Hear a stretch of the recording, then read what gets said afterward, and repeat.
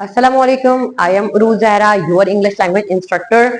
आज की इस सीरीज में हम प्रेजेंट टेंसेस के आखिरी कंसेप्ट को क्लियर करेंगे और एक नया टेंस जिसे हम कहते हैं प्रेजेंट परफेक्ट, इसको हम डिस्कस करेंगे। देन फिर प्रेजेंट की series bye bye and we will welcome about our past series of in tenses. तो हम जरा इसको डिस्कस करते हैं कि हमारा फोर्थ टेंस, क्योंकि हमने इससे प्रीवियस 3 टेंसेस क्लियर कर लिए हैं, present simple, progressive and perfect progressive. आज हम अपना fourth tense and the last tense of past present series को डिस्कस कर रहे हैं। देन फिर इसके बाद हम आगे चलते हैं। आई होप आपको प्रीवियस लेक्चर्स समझ आ गए होंगे। अगर नहीं भी आए तो आप कमेंट सेक्शन में हमसे पूछ सकते हैं, कोई क्वेरी हो आप हमसे किसी भी वक्त क्लियर कर सकते हैं। जरा प्रेजेंट परफेक्ट की तरफ चलते हैं। ये हमारा वो इंपॉर्टेंट टेंस है जो कि समहाउ हमें पास्ट का मतलब यानी पास्ट की कोई ना कोई मीनिंग प्रोवाइड करता है।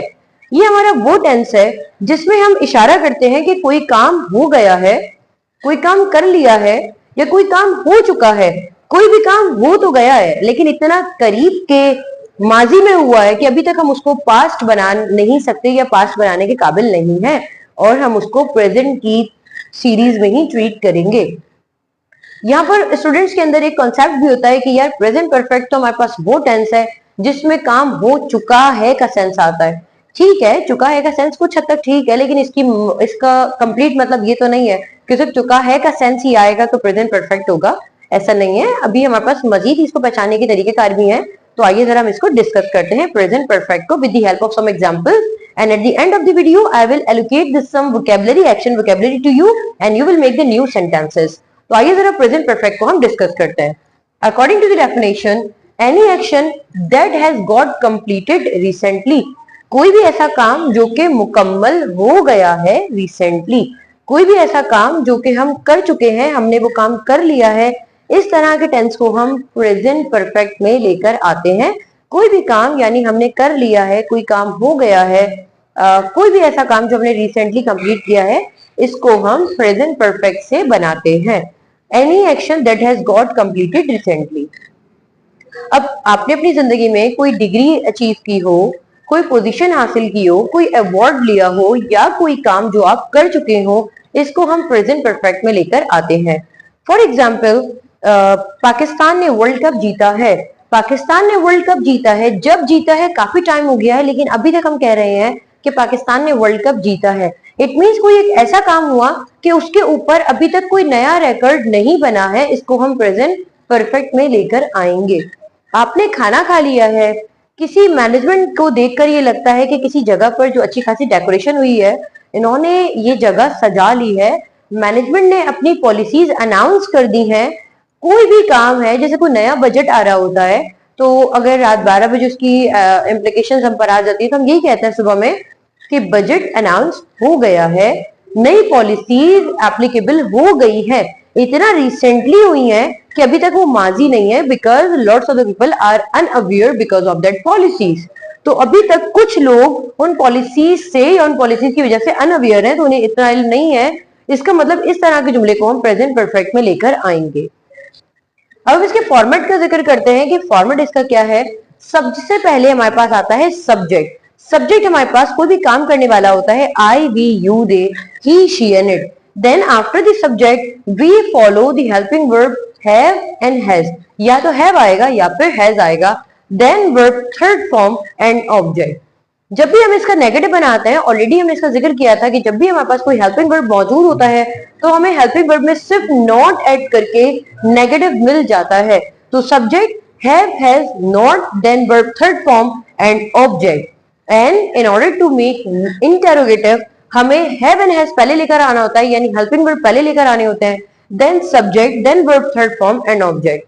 यानी अभी तक हमने ये डिस्कस किया कि कोई काम हमने कर लिया है, हमें शादी में जाना है। मैंने कहा कि अपनी सिस्टर से मैंने कहा कि क्या तुमने कपड़े प्रेस कर लिए? And she replied yes I have pressed the clothes. क्योंकि अभी तक हम शादी में गए नहीं है, यानी जिसके लिए हमने ये काम किया है वो अभी तक हुआ नहीं है, होगा, लेकिन जो काम है वो हो गया है। यानी ऐसा काम जो माजी में हो गया है लेकिन उसका इम्पैक्ट हम पर फ्यूचर में पड़ने वाला है। हमने कोई काम कर लिया है। स्टूडेंट्स हैं, स्टूडेंट्स का टेस्ट हो रहा है, तो उस टेस्ट में अगर हम ये कहते हैं कि यार इस स्टूडेंट ने तो वक्त से पहले ही, यानी टाइम खत्म होगा 2 बजे, लेकिन 2 बजे से पहले ही उसने अपना टेस्ट मुकम्मल कर लिया है, तो इस तरह के टेंसेस को, इस तरह के सेंटेंसेस को हम प्रेजेंट परफेक्ट में लेकर आते हैं। अब जरा हम इसकी एलोकेशन भी देख लेते हैं कि हैव एंड हैज कहाँ कहाँ हमारे पास आते हैं। I we you they always go in a favour of have and he she it will always be treated in the form of has. ये हमने ऑलरेडी देखा था कि ज्यादातर हमारे पास आई वी यू दे जो है हमारे पास सेम पेज पर ट्रीट होते हैं एंड ही शी इट हमारे पास एक अलग फॉर्म में ट्रीट होते हैं। अब हम इसकी कुछ एग्जांपल्स की तरफ चलते हैं क्योंकि मैं चाहूंगी कि दोनों हेल्पिंग वर्ब का सही तरीके से इस्तेमाल हो सके, इसलिए मैंने आई एंड ही के साथ सेंटेंस बनाए। आप मजीद नए सेंटेंसेस बना सकते हैं। आई हैव, अच्छा यहाँ पर एक वोकेबलरी हमारे पास रीड। इस रीड का लफ्जी मतलब होता है पढ़ना, रीड आउट करना। ये हमने देखा कि कुछ, अभी मैं आपको ये बताती चलूंगी, आगे आने वाली वीडियो में आपको इसका आइडिया भी हो जाएगा कि हमारे पास कुछ रेगुलर एंड इररेगुलर वर्ड्स होते हैं, जिसमें रेगुलर वर्ड्स तो हमारे पास वो हैं कि जिनमें हम ज्यादातर ईडी फॉर्म ऐड कर देते हैं तो हमें सेकंड एंड थर्ड फॉर्म मिल जाती है। लेकिन इररेगुलर वर्ड्स हमारे पास ज्यादातर वो वर्ड्स होते हैं कि जिनमें हमारे पास second and third form same होती है या फिर उनमें कुछ इस तरीके से एडिशन होती है कि उनकी हर फॉर्म एक दूसरे से चेंज होती है। तो यहाँ पर रीड भी कुछ इसी तरीके से हमारे पास मौजूद है कि फर्स्ट फॉर्म जब इसकी हम पढ़ते हैं तो रीड पढ़ते हैं, लेकिन सेकंड एंड थर्ड फॉर्म में हम इसको रेड पढ़ते हैं। लिखने में ऑल्दो ये रीड ही है लेकिन पढ़ने में ये हमारे पास रेड है क्योंकि हम प्रेजेंट परफेक्ट के कॉन्टेक्स्ट में, so according to the verb third form में इसको रेड पढ़ेंगे। I have read that book before. मुझसे कोई सवाल कर रहा है कि आप इस बुक को तो पढ़ लें, और अगर मैं रिप्लाई करती हूँ कि आई have read that book before, कि मैंने इस किताब को पहले ही पढ़ लिया है, इसका मतलब ये कि मैं अभी कह रही हूँ कि मैंने इस किताब को पढ़ लिया है, यानी मुझे अब इसको मजीद पढ़ने की जरूरत नहीं है। अगर हम इसी का नेगेटिव बनाते हैं तो क्या हो जाएगा, I have not red that book, मैंने ये किताब नहीं पढ़ी है। I have not red that book, और मैं एंड में येट भी लगा सकती हूँ। येट का मतलब होता है अब तक नहीं, तो अगर मैं इसको ऐसे कह सकती हूँ, I have not red that book yet, YET yet. अगर हम इसको इंटेरोगेटिव में लेकर आते हैं कि have I read that book, क्या मैंने ये किताब पढ़ ली है। Have I read that book, क्या मैंने ये किताब पढ़ ली है। ये हमने आई के साथ इसकी एग्जाम्पल देखी।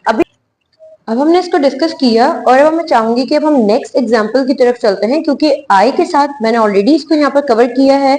अब मैं चाहती हूँ कि इसको ही के साथ कवर करके देखते हैं क्योंकि दोनों एलोकेशन जो हमें नजर आ जाए कि हैव एंड हैज की एलोकेशन हमारे पास कहाँ कहाँ है। तो आइए जरा इसको डिस्कस करते हैं। He has scratched the code. Scratch का मतलब होता है खुरचना। अब मैं किसी एक ऐसे सिनेरियो की तरफ अगर एग्जाम्पल, जस्ट सपोज अगर मैं किसी एक ऐसे केस की तरफ इशारा कर रही हूँ कि किसी के पास कोई कार्ड है, कोई एक लकी ड्रॉ है, और मैंने कहा कि जस्ट रिटर्न इट, ये अच्छा नहीं है। लेकिन अगर मुझे कोई कहता है कि he has scratch the code, इसका मतलब मैंने कहा कि आप इसे वापस कर दो मीन्स अभी प्रेजेंट में कर दो, लेकिन वो लड़का जो है उस कार्ड को ऑलरेडी स्क्रैच कर चुका है, खुरच चुका है। He has scratch the code. लेकिन अगर इसका नेगेटिव हम बनाएंगे कि उसने कार्ड को स्क्रैच नहीं किया है, he has not scratch the code. He has not scratch the code का मतलब क्या है कि उसने कार्ड को स्क्रैच नहीं किया है। अब हम डिस्कस करते हैं, क्या वो कार्ड को स्क्रैच कर चुका है। Has he scratch the code. Has he scratch the code का मतलब क्या है कि मैंने यहाँ पर सवाल पूछा है कि क्या वो कार्ड को स्क्रैच कर चुका है। ये तो अभी हमने सिर्फ दो एक डमी एग्जांपल्स देखी हैं। हम इसको कुछ यूं भी तो बना सकते हैं कि मैं मार्केट पहले जा चुकी हूँ, I have visited the market. नहीं जा चुकी हूँ, I have not visited the market. क्या मैं मार्केट जा चुकी हूँ, have I visited the market. आप टीवी देख चुके हैं, you have watched TV, WATCHED, you have watched TV. आपने टीवी नहीं देखा है, you have not watched TV.